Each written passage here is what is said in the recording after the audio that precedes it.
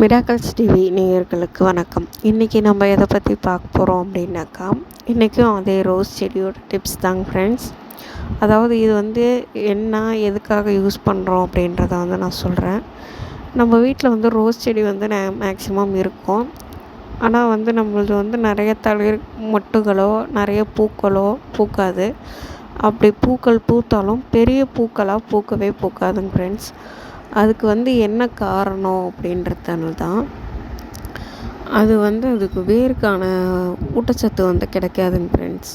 சரிங்களா? அதனால் நம்ம என்ன செய்யலாம் அப்படின்னா, நம்ம வீட்டில் இருக்கக்கூடிய முட்டைத்தோல் இருக்குது பார்த்திங்களா, அந்த முட்டைத்தோல் நம்ம வீட்டில் காஃபி தூள் இருக்குது பார்த்திங்களா, அதாவது இப்போ டீ கடையிலலாம் காஃபி தூள் டீ தூள்லாம் இருக்குல்ல, அவங்கள்ட்ட நம்ம இந்த மாதிரி உங்களுடைய வேஸ்டேஜ் டீ தூள் கொடுங்க அப்படின்னு சொல்லி நம்ம கேட்டோன்னாலும் கொடுப்பாங்க. அதில் நம்ம வீட்டில் யூஸ் பண்ணுற டீ தூளையே நம்ம எடுத்து காய வச்சுக்கலாங்க ஃப்ரெண்ட்ஸ்.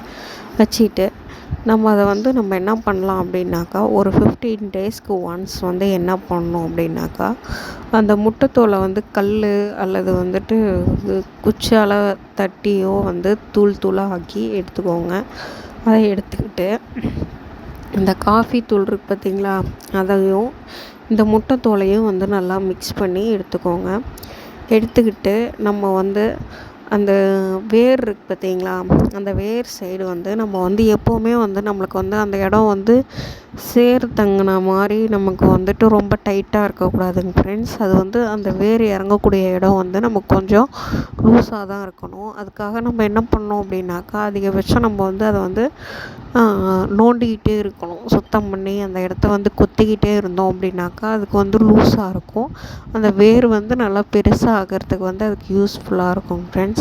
அந்த டைமில் அந்த மாதிரி நம்ம அந்த நோண்டுறோம் பார்த்திங்களா, அந்த கொத்தும்போது இந்த டீ தூளை இந்த காஃபி தூளையும் அந்த முட்டைத்தோல் இருக்குது பார்த்திங்களா, அதையும் ரெண்டையும் மிக்ஸ் பண்ணி வச்சுருக்கோம் பார்த்திங்களா, அதையும் போட்டு விட்டு நல்லா கொத்தி விட்டோம் அப்படின்னாக்கா அந்த மண் அந்த சாயில் நல்லா லூஸாகினதும் நம்ம தண்ணி ஊற்றும்போது அந்த அந்த காஃபி தூளோ அந்த டீ தூளோடைய அந்த சத்தம் அந்த முட்டைத்தோலோடைய அந்த சத்தம் நமக்கு வேருக்கு டைரெக்டாக கிடைக்கும் ஃப்ரெண்ட்ஸ்.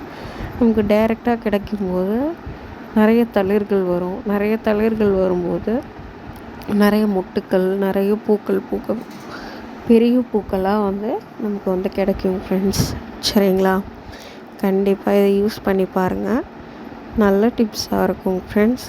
இதே மாதிரி நல்ல டிப்ஸோட உங்களை நெக்ஸ்ட் வீடியோவில் பார்க்குறேன்.